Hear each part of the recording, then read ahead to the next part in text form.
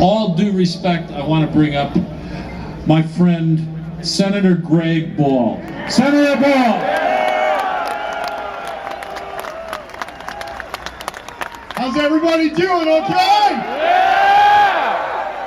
What a damn state we live in. Can we put all the other signs, you can put them back up, but leave those American flags up for a second, take those signs down, and everybody who's a veteran, can you raise your hand? I want American flags up, and I want the hands of the veterans. And I want everybody to be quiet for 1 second. The first thing I want to do is to our veterans, I want to thank each and every one of you. God bless you and each and every one of you for your service. A round of applause for those vets out there today.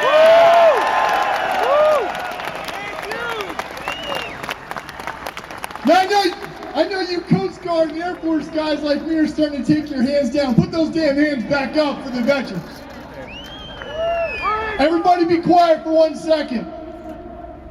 Governor Cuomo, and I know you're watching.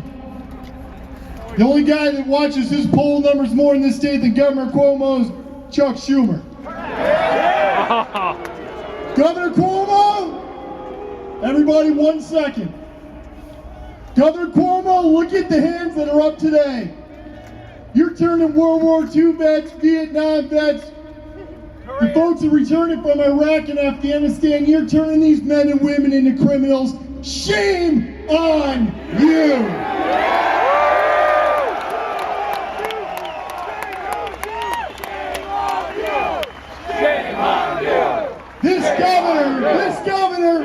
This governor, and I know you're not going to admit it today, and that's okay. You give him hell. But if I took a poll a year and a half ago and those polls were out there, this governor was sportsman, did exceedingly well. For 2 years, this governor focused on jobs and taxes. He told us he was a reincarnated Ronald Reagan. Now he's trying to be the second coming of Joe Biden, and he's doing a damn bad job. This governor is focused on one single factor. When you look at that piece of legislation that was forced through that legislature, there's blame to go around. There's one man who should take full responsibility. There's not a single patriot here.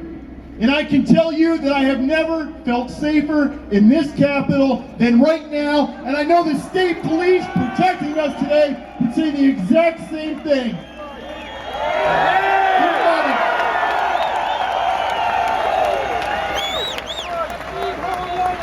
There's not a single man or woman here that wouldn't do everything in our power to protect our fellow neighbors. But this governor's focus wasn't saving lives. It was protecting his life, his political life, and the political life of a governor who wants to be president. And that was his only concern. Guys, a lot of you may wish that you were in a place like South Carolina or Texas. I don't know if you check the weather, you're not. You've got to understand, I tried. I have a priest on my staff, so I have a good connection. The sun came out. You've got to understand something, and we've got to keep this fight. This is the civil rights fight of our time. You listen to me. You look at what's happening to this country. Piece by piece, legislation by legislation, administration by administration. They're taking our independence and our freedom, not through a foreign government, but through duly elected officials, through our democratic process, elected by some of our neighbors to use our democratic process to take our freedoms away. Our friends in states like South Carolina and Texas may think that the fight is many generations ahead. It's not. And it has just begun right here. And you have to understand that that piece of legislation that was pushed down, especially when you look towards that assembly that I spent 4 years in. I think prison is better than time in the New York State Assembly. You have members in the New York State Assembly south of 125th Street that quite honestly couldn't tell the front end of a white-tailed deer from the back end of a thoroughbred horse. But they're introducing search and seizure bills every other second to go after all you. Why?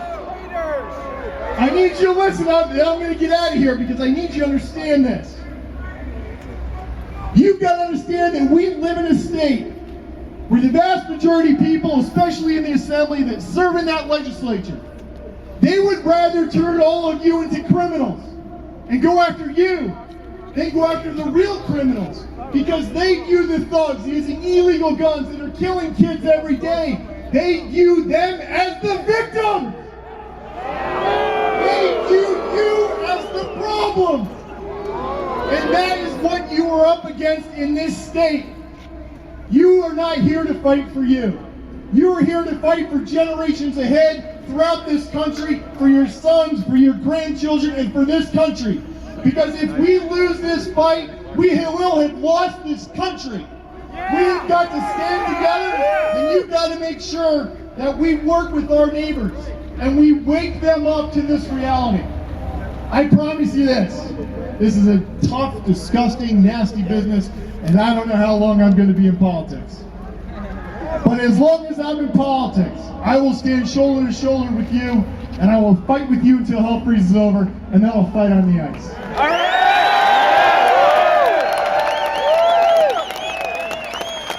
Good job.